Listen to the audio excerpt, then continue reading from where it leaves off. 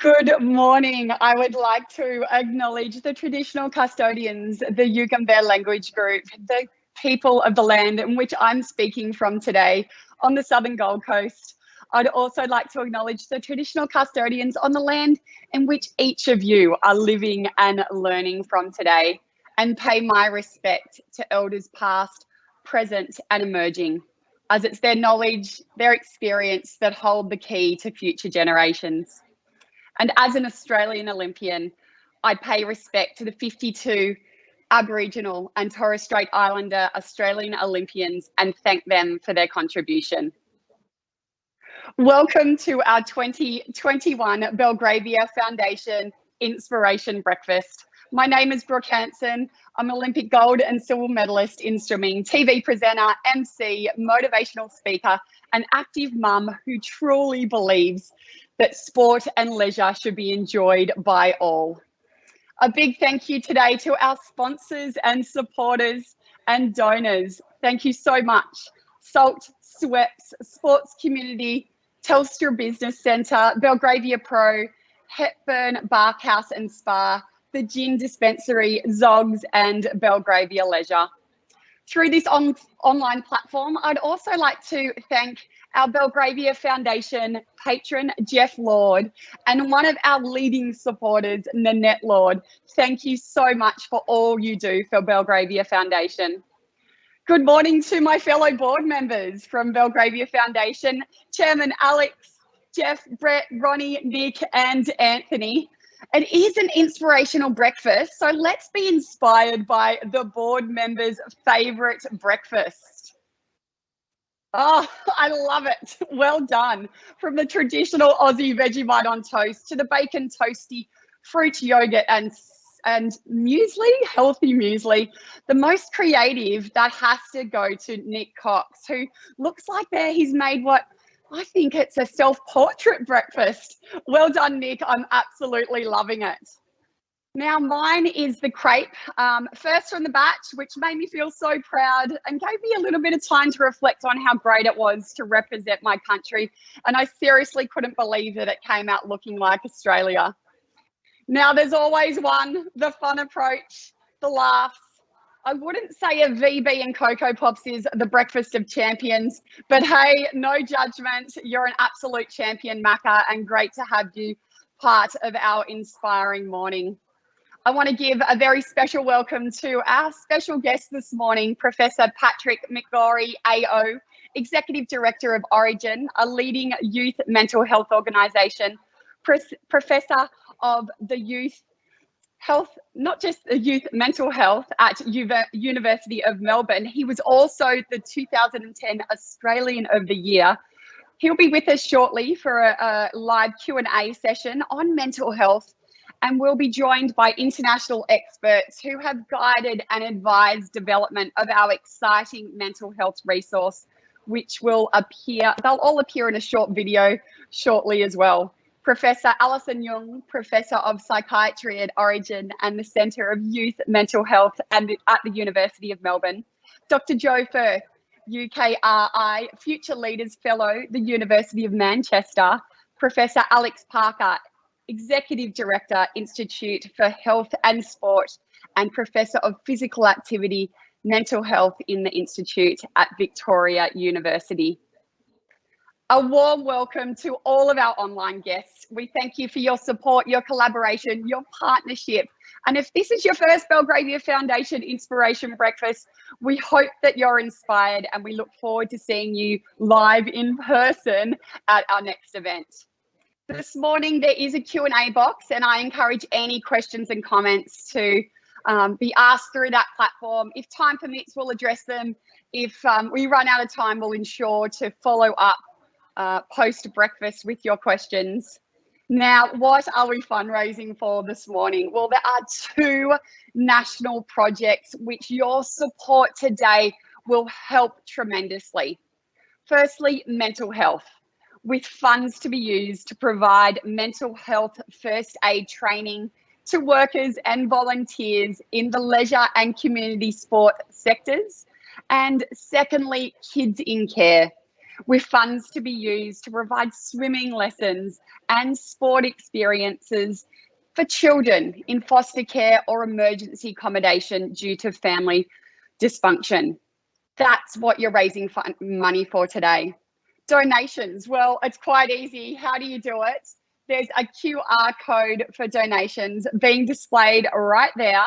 Simply using your mobile phone, hold this up to the screen, hold your phone up to the screen, and it will take you directly to the Belgravia Foundation website's donation page.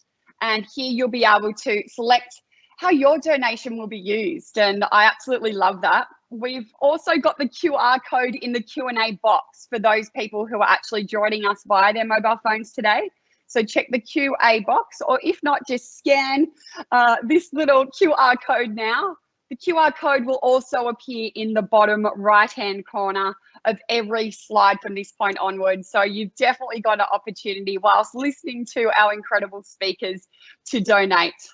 We also have an exciting scratchy competition this morning to show appreciation for you all joining us. Later on in the breakfast, we've got lots of giveaways up for grabs. Wonderful sponsors from Belgravia Foundation who have donated prizes, including 6-month facility membership to one of Belgravia's finest gyms, sport club membership, a new mobile phone handset, sport bundles, and plenty more.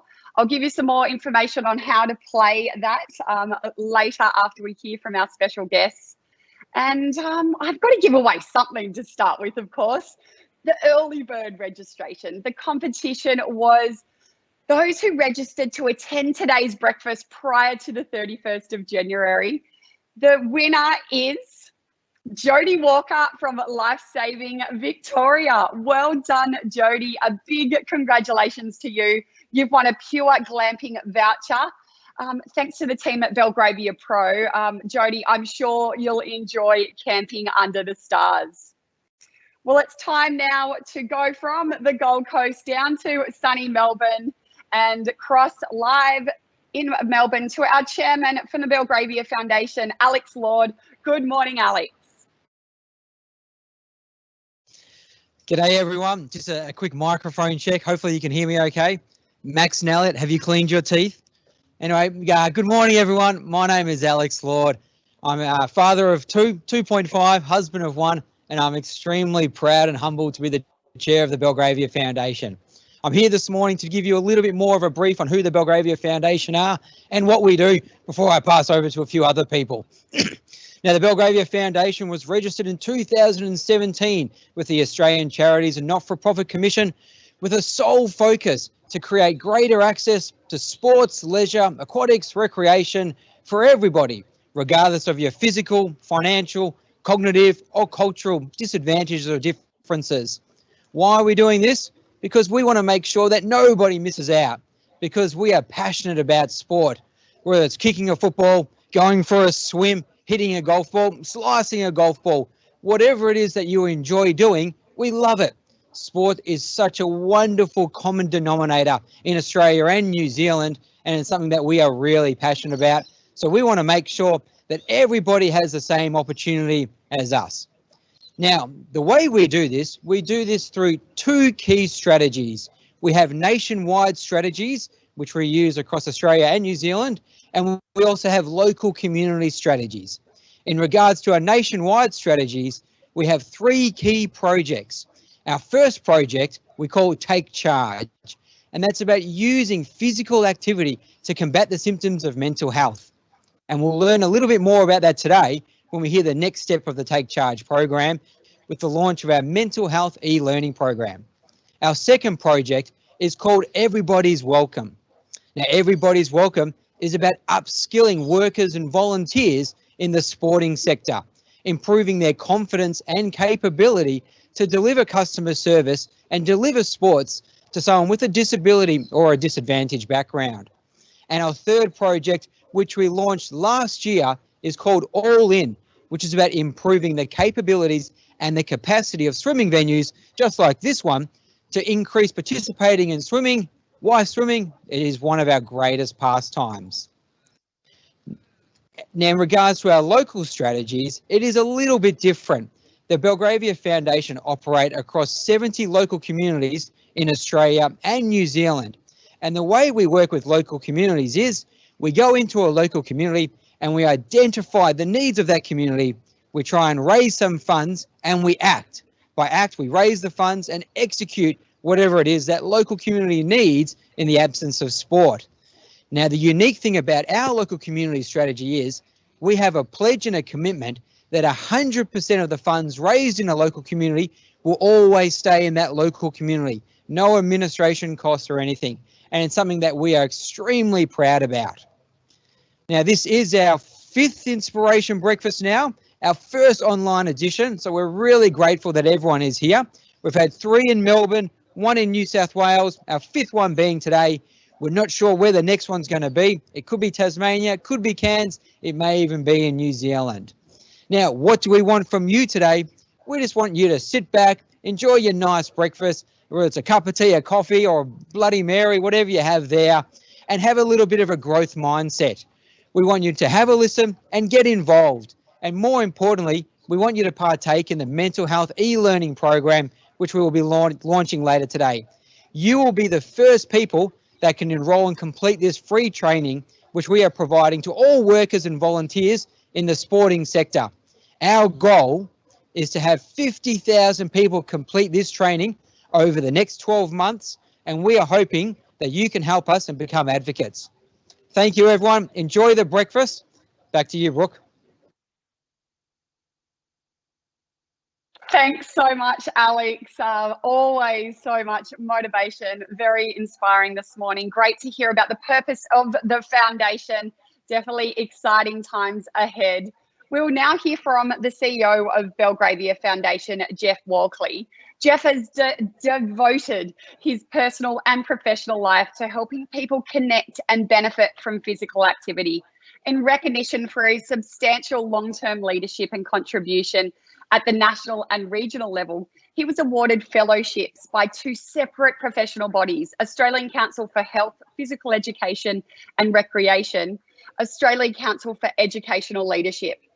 The incredible work led Jeff to being awarded a life membership for Australian Council for Health, Physical Education and Life Contribution Award by Disability Sport and Recreation Victoria. We are so fortunate to have him as our CEO of Belgravia Foundation.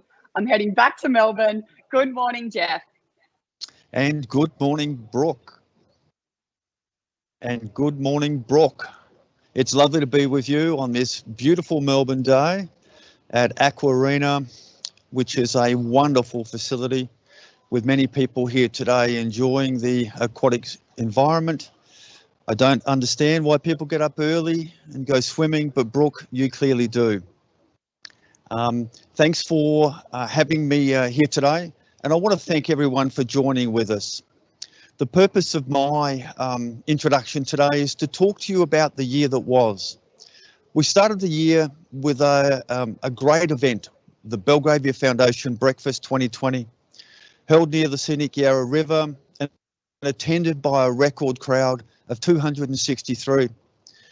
We found that a wonderful event, and as a consequence, we were able to raise just over $46,000. And all of that money was put to support people to be involved in swimming, those in need who are in danger of missing out. We also focused on 3 national projects. These national projects related to mental health, where we have a suite of programs that we offer in support of the community and the leisure and sports sectors. Within that suite of programs, we offer an exercise for people living with mental illness program. We've offered mental health first aid, mental health awareness, and today we will be talking to you about the mental health e-learning program. All great initiatives related to mental health to support people in Australia and New Zealand. We did more. We're involved in a project called All In to support an improvement in the confidence and capacity of swim school teachers to welcome, support and include people living with a disability and people of cultural and linguistic diversity. We want no one to miss out. And through this program, we're upskilling the industry to enable them to ensure that no one misses out from the wonder that can be found through learning to swim and use the aquatic environments in Australia and New Zealand. Through that program, we've created a mentor program to provide on-site support, which will enable people to have assistance and enable them to continue with their pursuit of inclusion so no one misses out. We also have been working on a project called Everybody's Welcome, because our mission is to ensure no one misses out on the benefits from health and happiness through leisure and sport. Everybody's Welcome is a broad program to support online training of the enormous number of people who work in the leisure and sports sections across Australia, with the core mission to improve their confidence and capacity to welcome, support and include everyone. No one misses out. I also need to acknowledge the outstanding work done across Australia and New Zealand by our many groups in different regions. I want to highlight just a few of these for you. It's like trying to identify which is your favourite child. It's never one or other, it's always both. And I love everything that all of our regions have done. But I do want to highlight some of them for you. I want to point out for you the great work done at Yarrambat Golf Course, where this team has done enormous work over several years to ensure that people have an opportunity in an urban fringe environment to be involved in leisure and sport. One of the key initiatives last year during the terrible pandemic that we're still enduring was that they developed an online golf instruction program. So successful with this program that 23,000 views were completed as a consequence of the great work done by them. And we thank Nillumbik Shire Council for the donation to enable that to help. We're also pleased with the Telstra Business Grant that allowed us to buy some equipment to ensure that youth could be involved. We also did work in the Barossa Valley of South Australia, the beautiful Barossa Valley. I have nothing but applause for the team at the Rex at the Barossa Valley Aquatic and Fitness Centre. Over years, they've been involved in ensuring people are connected to the centre and the programs and the services. They recognise that people with higher support needs needed more help, and as a consequence, they engaged in a community-wide fundraising effort to ensure that people with those needs were able to get in and out of the pool safely and when they wanted to. Great effort by that group. I also want to acknowledge the wonderful work being done in New Zealand, and I just want to point out an example from Franklin, where that team has been persisting for years to support people with a disability to be involved in the programs and services on offer there. They ran a wonderful expo last year, which brought in over 100 families and 300 participants, supported by 10 local organisations to enliven the opportunities for people with high support needs to be involved in sport and leisure. Truly a wonderful outcome. So thanks for that. It's been a wonderful year in 2020. Here are some images which show what happened in the so many different places that we offer, programs and services and support. It's been a great year, but we look forward to a better year in 2021. I'll go back to you now, Brooke. Thank you.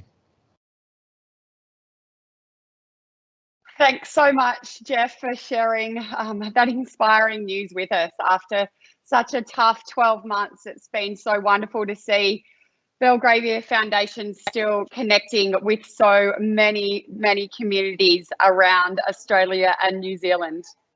Now to the breakfast showcase competition. You're invited to submit selfies or pics of your best breakfast. The main rule was that the breakfast had to be homemade, so you couldn't cheat. We didn't want you going to a cafe or a restaurant. The competition was judged by some of the members of the Belgravia Foundation board, and there's a few of those pics up on screen of a few of our semi-finalists and finalists. But of course, there can only be one winner. And that winner today, congratulations to Michelle Carter.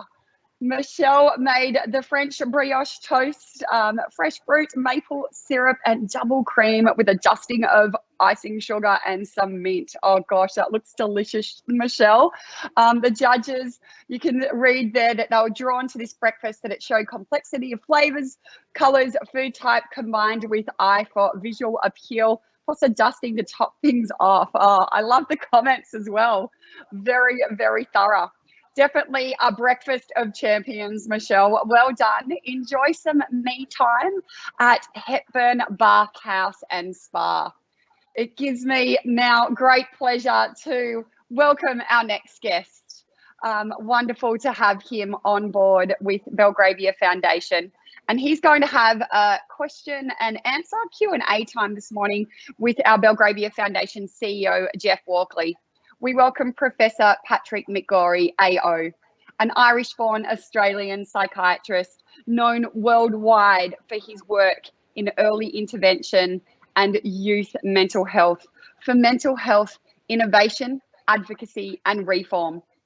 He is Executive Director of Origin and Professor of Youth Mental Health at University of Melbourne. He led the development of Headspace, the National Youth Primary Mental Health Program, which is now in over 100 communities nationally. He has played a key advocacy advisory role to the government and health systems. In 2010, he was named Australian of the Year. And in 2016, he became the first psychiatrist to be elected as a fellow of the Australian Academy of Science. Wow, what a career. Welcome, Professor, and welcome back, Jeff. Thanks very much, Brooke. Now, we've had to go to Plan C due to some technical problems, and we've gone the old-fashioned way of the telephone through the microphone, but we'll make it work because that's what we do. Pat, welcome and thank you for your wonderful support to the Belgravia Foundation. We really appreciate everything you've done. Are you having a good morning? Well, apart from the technical glitch, Jeff, a very good morning, thank you. And thank you so much for inviting me to be part of this event. Pat, it's a privilege of us to have you with us. Now, I've got some questions for you, Pat. We're interested in making sure the audience understands the enormity of the challenge related to supporting the mental health of people who live in Australia and New Zealand. Can you tell us how common is mental distress and illness across Australia and New Zealand? Well, I'm very glad you asked that question today, because yesterday the federal government in Australia announced a major survey of mental illness and mental health across the country. It's the first for 14 years, so we'll have a much better idea of that again in the next year or two. Something that should be done every year, actually, to monitor the levels. But of course, with the bushfires and the pandemic, we've probably seen a significant increase in the prevalence.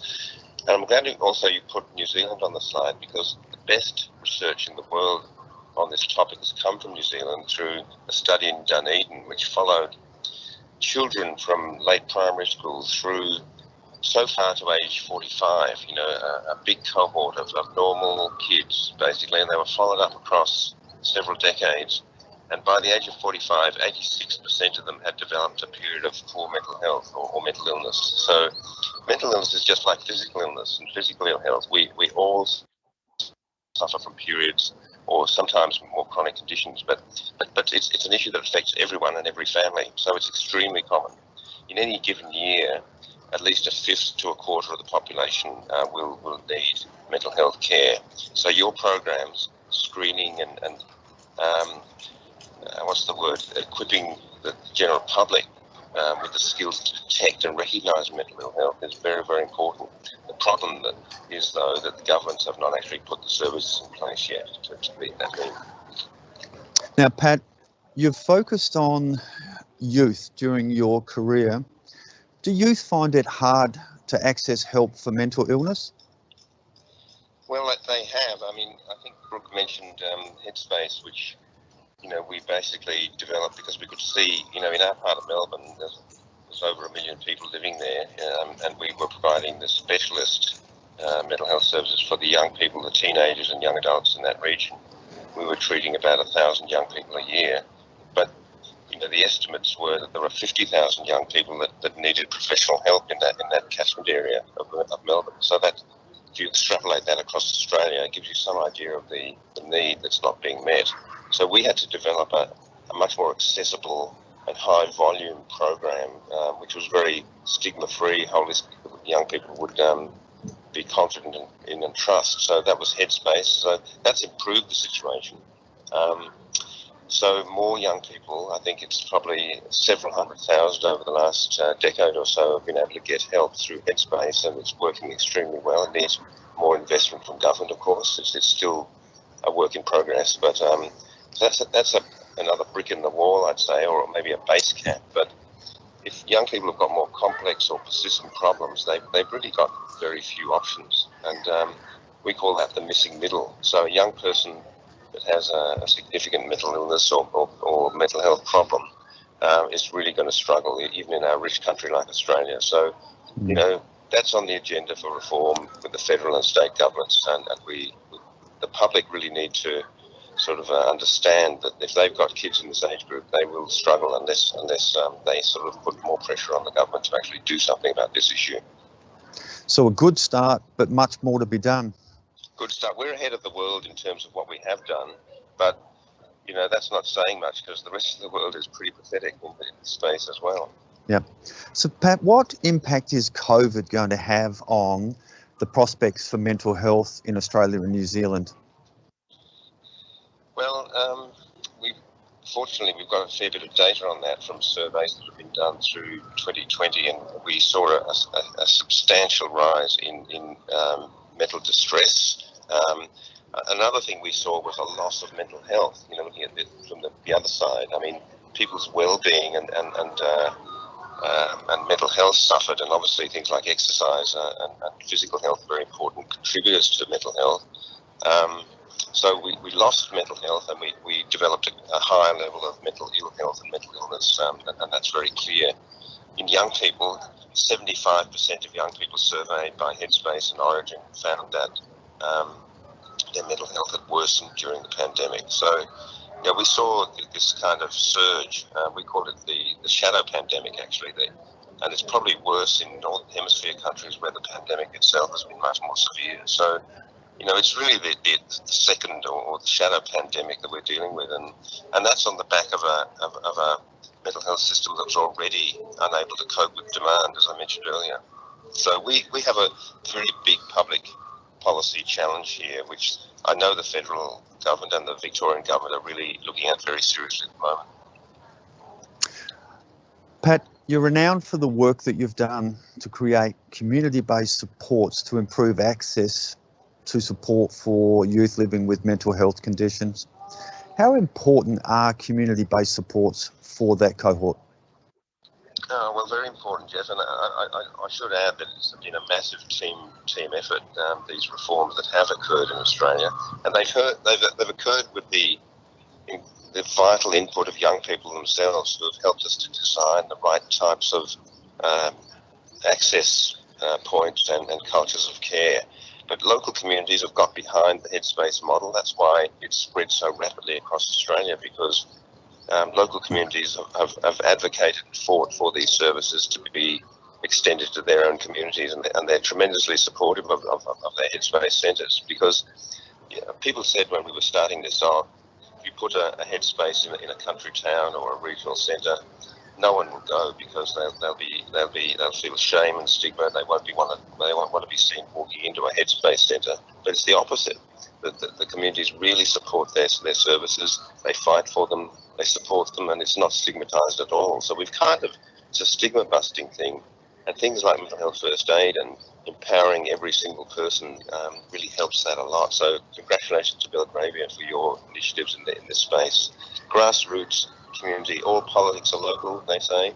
So if you want better services, you better organise your local community to put pressure on your local MP, who's usually quite supportive, actually, to actually get these services into every part of Australia. Pat, the mental health e-learning program has been designed to support the workers and volunteers across Australia and New Zealand in the sport and leisure sectors to help people in their communities. Do you see this as a welcome addition?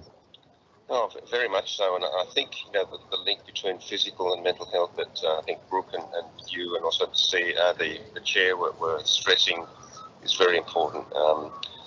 We know that also on the other side of the coin, if you develop a mental illness, you're at very high risk of having poor physical health as well and dying maybe 15, 20 years prematurely if you have a severe mental illness from physical health causes like heart disease and cancer.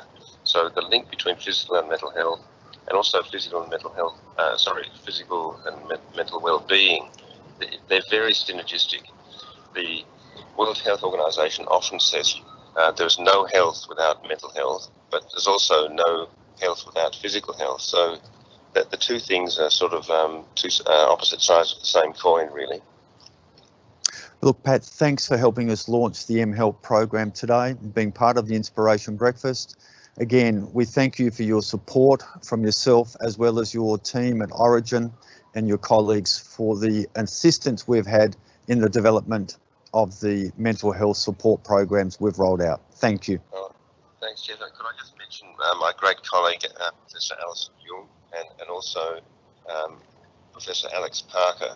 They've been pioneers of this aspect of our work, and it's great to be able to share today with both of them too. And thanks to you and to Belgravia for this event.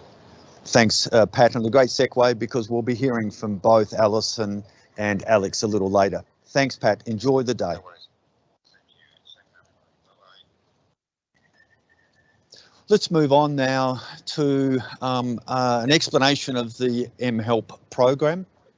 We're proud to be able to launch this program today and make it available to all the viewers participating in the breakfast, and ask that you actively promote this program and complete it yourself.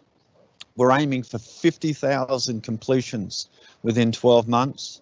This is Australia's first mental health program designed specifically for the sport and leisure sectors. An enormous number of people work in that area. They've gone through hell and back during 2020, and we need to support those people who in turn can support the millions of visitors into the facilities and venues that are operated for the community by the sport and leisure sector. So let's first of all thank the collaborators of the mHelp program. It's an incredible achievement that 21 different groups are working together on this program. I thank each and every one of them. Our 4 organisations from New Zealand and our 17 from Australia have shown cooperation and collaboration, which was unusual in an area where we are sometimes acting as passive competitors in an industry where we're each trying to provide an opportunity to connect with the community. It's been extraordinary. Now, we do know that mental health is an incredibly pervasive situation in Australia and New Zealand, but there are ways to help people manage with this. And one of them is related to exercise. So I'd really like now to hear from Professor Alison Jung, who's a professor with Origin and at the University of Melbourne. Alison, can I hear from you, please? My name is Alison Jung, and I'm a professor of psychiatry at the University of Melbourne. Research has shown that exercise can improve the mental health and well-being of people, and your role in ensuring that people with mental health problems can get access to exercise programs is really important. Thanks for taking part in the mHelp program. I hope you enjoy it. Alison, and I want to acknowledge Alison's years of support to the Belgravia Foundation and to the Take Charge suite of programs. Her contribution has been unending and enormous. So thank you, Alison. It's been great. I want to just talk to you about some of the key features of mHelp. Now, recently, Vic Health put out an advisory in relation to guides sports and leisure organisations how to select providers in the mental health area, because there has been a growth in groups offering this service.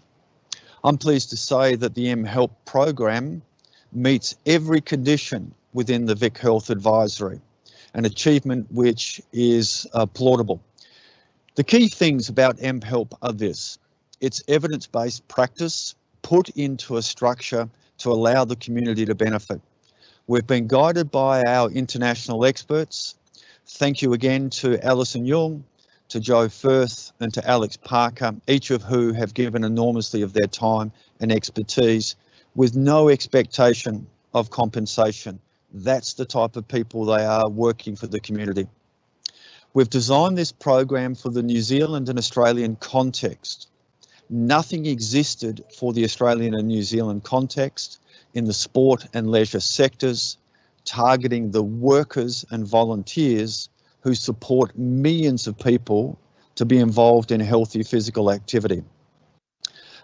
We also have provided information about mental health, facts and some of the fiction, so that people can become better educated. We want people to understand what mental health creates in the lives of individuals, so they are better placed to act and support to ensure everyone has an opportunity to pursue health and happiness. We also have the program illustrated by 10 in real life stories. These people have contributed their personal information about their encounters with mental health conditions, either as a person living with a mental health condition or a person who has offered support to another they've identified as living with a mental health condition or experiencing psychological distress. Now, the mental health e-learning program is entirely free. We are thankful to Fitness Australia, who are lodging this on their learning management system, and we're thankful to all of our other collaborators who are actively promoting this program to their organisations in our pursuit of 50,000 learners completing the program in the next 12 months. As well as being free, the program is self-paced. It allows users with different life circumstances to work through the program at their own choosing and pace, and it'll allow them to get the best out of the program. Importantly, 2 continuing education credits will come with completion and submission of the certificate, which will be an additional inducement to allow people to complete the program. So we're really pleased that we now have available for Australia and New Zealand, leisure and sports sectors, those wonderful workers and volunteers, to be better able to support their own and others' mental health. Now, I want to hear from 2 of our other experts. And first, I'd like to introduce to you Dr. Joe Firth. Joe, nice to hear from you from Manchester, which I think has been smashed by the east from the beast. Hi, I'm Dr. Joe Firth from the University of Manchester, and over the years in our research, we've seen firsthand how the power of exercise can help to improve the physical and mental health of people with all sorts of different conditions from all sorts of different backgrounds. So that's why I support the mHelp program, a program which is helping turn what we've seen in the research into the real world. So please do help to get involved and promote the program to help more people start taking the mental health benefits of exercise into their local communities. Hi everyone, I'm Alex Parker, the Executive Director of the Institute for Health and Sport at Victoria University and Professor of Physical Activity and Mental Health. Physical activity has such a crucial role to play in preventing the onset of mental health conditions and in their treatment. And for anyone in the sports and leisure sectors, you'll get a lot out of the new Take Charge Mental Health e-learning program by increasing your knowledge and capacity to work with people who have mental health concerns. Let's keep working together to improve our community's mental health and wellbeing through moving more. Thanks, Joe.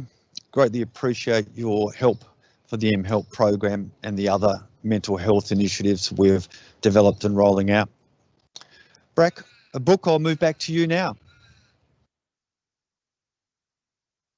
Thanks so much, Jeff, and to Professor McGorry, and also the video messages from our experts, Joe and Alex. I'm thrilled, absolutely thrilled to see the launch of mHealth this morning. It's definitely a long time coming, but to see it launched, it's just so exciting. You can scan to access mHealth right there. So holding up your phone, scan it, and we want you to share it with as many friends and family as possible. I know as a volunteer here on the Gold Coast that I'll definitely make sure that all the volunteers at as many local surf clubs, football clubs really get involved in this amazing program. Well, it's scratchy time. It's time for the scratchy competition, and it's really easy to play. It's all back to your mobile phone. A QR code is being displayed on the screen. If you're playing on your desktop, a link to the website is available during in your Q&A box. So that's just gone up on your Q&A box. You've just got to scan it in with your phone, follow the link, enter your details. It's really easy. Enter the details, and winners will be contacted after the breakfast. This is probably right now, before we start scratching away. It's a great chance for you to stretch your legs, have a dance, have a bit of a, stretch up, stretch to the side, and just make sure that you scratch away. Good luck to everyone. It is time to enter your email, get scratching.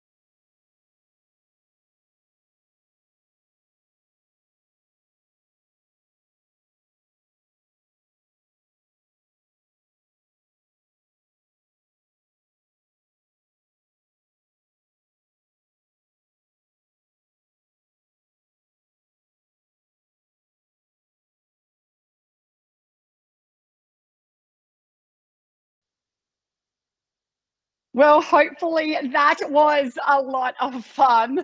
I've had my stretch and my dance. I wasn't a winner, but I'm sure there's some winners out there. I'm going to throw down back to Melbourne again and get Jeff just to share with us the year ahead. Thank you, Brooke, and I hope people were successful with the scratchy competition. I'm aware of the prize pool, and I'm assuming there are some people dancing around the breakfast table at the moment. The year ahead is exciting. There are 3 key things which I want to announce this morning to alert you to what the Belgravia Foundation will do in Australia and New Zealand. First, our big focus will be on mental health. We have a national project related to mental health, and we wish to continue that because we do know that this is a pervasive challenge for both of our nations. We will do several things.